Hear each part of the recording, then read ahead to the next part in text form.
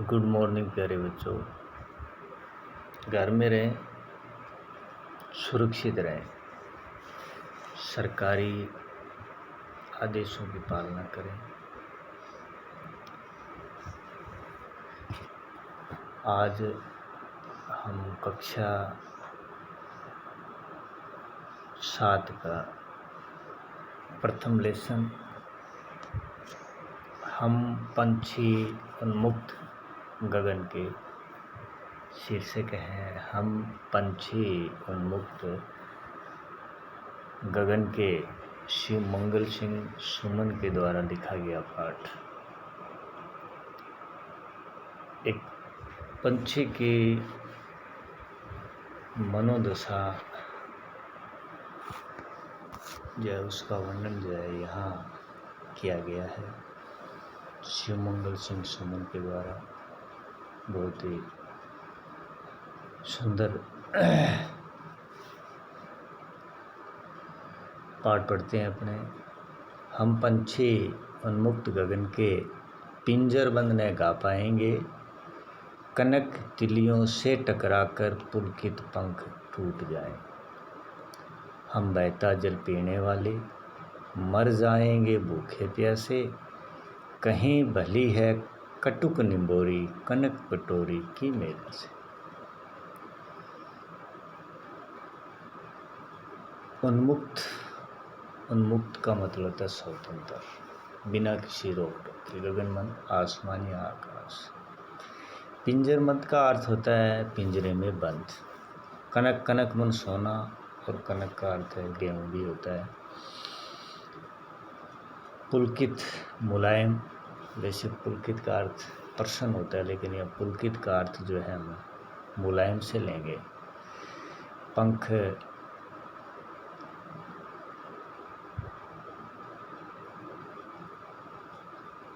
तो शिव मंगल सिंह सुमन जो है एक पंछी की मनोदशा का, मनोभावना का वर्णन करते हुए क्या कह रहे हैं कि हम पंछी उन्मुक्त गगन के पिंजरबंद न गा पाएंगे। हम जो है पंछी जो है उन्मुक्त स्वतंत्र आसमान में उड़ने वाले हैं। पिंजरे में बंद होकर के हम अपना स्वाभाविक जो गान है वो नहीं कर पाएंगे। कनक तिलियों से टकराकर पुलकित पंख टूट जाएं। कनक मन सोने की तिलियों से बना हुआ जो पिंजरा है उसमें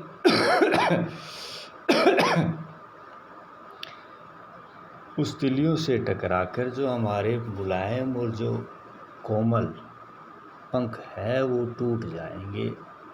हम बहता जल पीने वाले, आगे क्या कह रहे हैं कि हम बहता जल, हम बहती हुई नदी का जल पीने वाले हैं। मर जाएंगे भूखे प्यासे, पिंजरे में बंद रह करके हम भूख और प्यास से मर जाएंगे। कहीं बली है कटुक निंबोरी कनक कटोरी की मैदा से। यानी आपने जो सोने की तिलियों से बना हुआ जो पिंजरा है और उस पिंजरे में सोने की कटोरी में दाल चावल खाने के लिए जो भी हम लोग पक्षी को देते हैं वो उसको अच्छा नहीं लगता है। उसको तो स्वतंत्र वातावरण में, स्वच्छंद वातावरण में स्वतंत्र हो करके आसमान में उड़ना अच्छा लगता है। और आसमान में उड़ करके कटुक मन कड़वी निंबोरी मन, नीम की जो कड़वी निंबोरी है वो भी उनको अच्छी जो है लगती है। किसकी बजाय? कनक कटोरी की मैदा की बजाय कटुक निंबोरी जो है पक्षी को अच्छी लगती है। आगे, स्वर्ण श्रृंखला के बंधन में अपनी गति उड़ान सब भूले, बस सपनों में देख रहे हैं तरु की फुनगी पर के झूले। ऐसे थे अरमान की उड़ते नील नभ की सीमा पाने, लाल किरण सी चोंच खोल चुगते तारक अनार के दाने।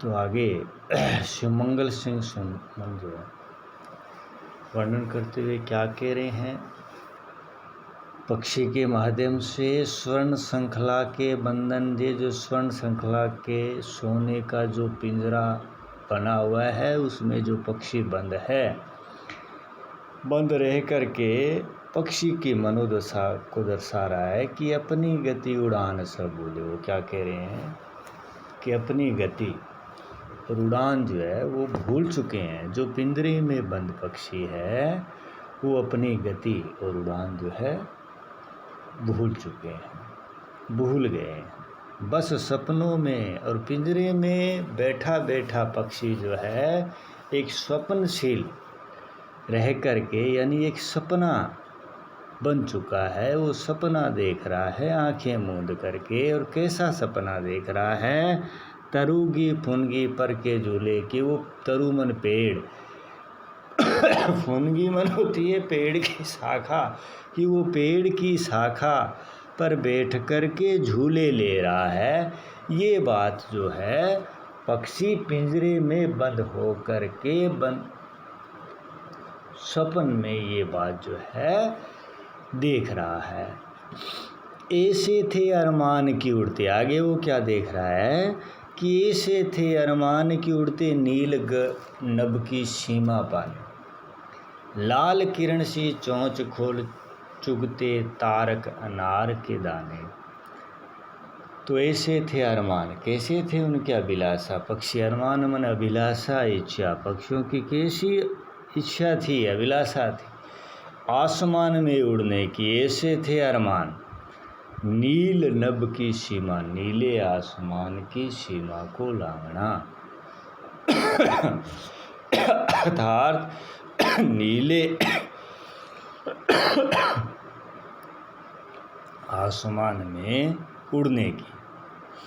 लाल किरण सी चोंच खोल, लाल किरण सी, सूर्य की लाल किरणों के समान अपनी लाल चोंच को खोल करके चुगते तारक अनार के दाने,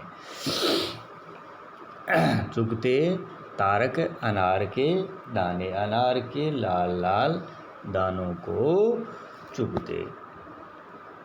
होती सीमाहीन क्षितिज से इन पंखों की होड़ा होड़ी, या तो क्षितिज मिलन बन जाता या तनती सांसों की डोरी। नीड़ न दो चाहे टहनी का आश्रय छिन बिन कर डालो, लेकिन पंख दिए हैं तो आकुल उड़ान में विघन न डालो। तो आगे शिवमंगल सिंह सुमन पक्षी के माध्यम से क्या कह रहा है? होती सीमाहीन क्षितिज से इन पंखों की होड़ा होड़ी। तो पक्षी क्या रे? होती सीमाहीन, जिसकी कोई सीमाहीन है, जिसकी सीमा को जो है नापा नहीं जा सकता। क्षितिज यानी आसमान और पृथ्वी की मिलने का व्यवस्था, जहाँ पर आसमान पृथ्वी का मिलन होता है। तो पक्षी क्या कह रहा है? होती सीमाहीन क्षितिज से इन पंखों की होड़ा उड़ी। भी हम जो है आसमान में उड़ते, और उड़ते हुए पक्षियों में आपसी जो है प्रतिस्पर्धा होती। उस प्रतिस्पर्धा में होड़ा होड़ी, ये अपने देशी राजस्थानी भाषा का शब्द है। होड़ा होड़ी का मतलब होता है प्रतिस्पर्धा या प्रतियोगिता, जिसको अपने शर्त कहते हैं। भी सबसे पहले जो उच्च से उच्चतम जो है कौन उड़ेगा, सबसे आगे कौन निकलेगा, सबसे ऊंचे जो है कौन है, ऊंचा जो है कौन उड़ेगा। ये होड़ा होड़ी थी, ये प्रतियोगिता थी पक्षियों में आसमान में उड़ने की। या तो क्षितिज मिलन बन जाता, या तो वो आसमान को छू लेते, या तंती सांसों की डोरी। जब पक्षी जो है नीले आसमान में उड़ते तो उनके सांसों की जो डोर है, अर्थात श्वास जो है वो फूल जाते।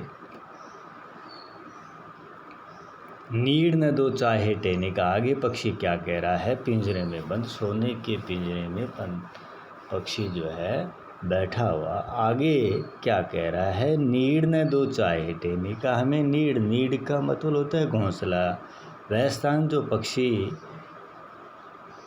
रहते हैं। तो नीड़ न दो चाहे टहने का, घोंसला जो है पक्षी कहाँ बनाता है? पेड़ की शाखा पे। तो नीड़ न दो चाहे टहने का, तो पक्षी क्या कह रहा है? हमें चाहे पेड़ की शाखा पे घोंसला मत बनाने दो, आश्रय छिन बिन कर डालो। आश्रय जहाँ रहने का स्थान, आश्रय मन सहारा, जहाँ पर पक्षी सहारा लेते हैं, यथार्थ रहते हैं, वो हमारा जो घर है उसको चाहे आप छिन भिन कर दो, तितर बितर कर दो, इधर उधर कर दो, लेकिन पंख दिए, लेकिन ईश्वर ने हमें पंख दिए हैं तो आकुल उड़ान में विघ्न न डालो, तो नीले आसमान में उन्मुक्त होकर हमें उड़ने दो। हमारे उड़ने की जो स्वाभाविक क्रिया है उसके ऊपर आप जो है प्रतिबंध मत लगाओ। तो ये बहुत ही सुंदर जो है पाठ लिखा था शिव मंगल सिंह सुमन, जिसका शीर्षक था हम पंछी उन्मुक्त गगन के, जिसमें पक्षी की मनोदशा का जो है मानसिक जो भावना थी उसका यहाँ सुंदर वर्णन किया है। कविता से जो अपने अभ्यास प्रसन्न करती है, हर तरह की सुख सुविधाएं पाकर भी पक्षी पिंजरे में बंद क्यों नहीं रहना चाहता है, क्योंकि पक्षी का स्वभाव होता है कि वो उन्मुक्त होकर स्वतंत्र होकर नीले आसमान में उड़े, न कि पिंजरे में बंद रहे। इस कारण से जो है पक्षी जो है पिंजरे में बंद नहीं रहना चाहता है। पक्षी उन्मुक्त रहकर अपनी कौन कौन सी इच्छाएं पूरी करना चाहता है। उन्मुक्त आसमान में उड़ना, होड़ा होड़ी करना, पक्षियों की आपस में प्रतियोगिता जो है करना, नीम की निमोली जो कड़ी है उसको खाना, मस्त रहना। भाव स्पष्ट कीजिए। 3 नंबर क्वेश्चन है, या तो क्षितिज मिलन बन जाता है या तंतुओं की सांसों की तनती डोरी, यानी कि क्षितिज यानी वह स्थान जहाँ पृथ्वी और आकाश जो है मिलते हैं, तो या तो क्षितिज मिलन बन जाता है, यथार्थ पक्षी जो नीले आसमान में ऊपर उड़ते या उसको स्पर्श कर पाते, जिस कारण से वो उड़ते तो उससे उनकी सांसों की जो डोरी, उनका सांस जो है वो फूल जाते हैं।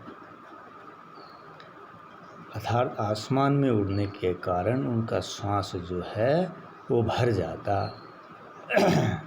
कविता से आगे अपने देखें तो बहुत से लोग पक्षी पालते हैं भी, तो इसका क्या पक्षियों को पालना उचित है अथवा नहीं, अपने विचार लिखिए भी। इसमें अपने पाठ को अपने पढ़ा है, उसमें अपने को अपना अपना विचार देना है सभी बच्चों को। क्या आपने या आपकी जानकारी में किसी ने कभी कोई पक्षी पाला है, उसकी देख रेख किस प्रकार की है, जाति होगी लिखना है। अपने आड़ोस पड़ोस में जो भी अपने जानकार है, क्या कभी उन्होंने कोई पक्षी पाला है, पक्षी पाला है तो उसकी वो देखभाल किस प्रकार से करते हैं, उसके बारे में अपने को लिखना है। अनुमान और कल्पना जो है इसको अपने छोड़ देना है। भाषा की बात अपने करते हैं। स्वर्ण श्रृंखला, सोने की श्रृंखला और लाल किरण सी में रेखांकित शब्द जो गुणवाचक विशेषण है, यानी स्वर्ण और लाल, ये जो है किरण की और श्रृंखला की दोनों की गुण जो है बता रहा है भाई।